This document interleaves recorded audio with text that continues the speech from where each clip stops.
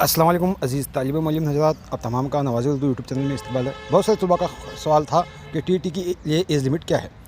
याद रखिएगा, टीईटी के लिए कोई भी एज लिमिट नहीं होती, सिर्फ़ और सिर्फ सीईटी यानी पीएचटीआर जीपीएचटीआर के लिए एज लिमिट होती है। तो इसके लिहाज से जीएम के लिए क्या है, 42 ईयर्स है एज लिमिट।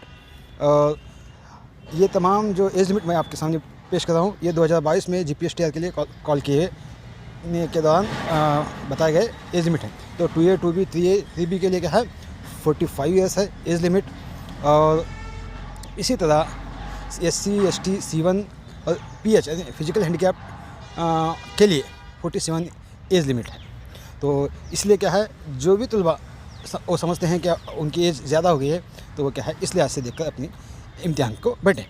और इस वीडियो को लाइक शेयर सब्सक्राइब करना मत भूलिएगा। मज़ीद इसी तरह वीडियो देखने के लिए नवाज़ उर्दू यूट्यूब चैनल पर बने रहेगा। अल्लाह हाफ़िज़।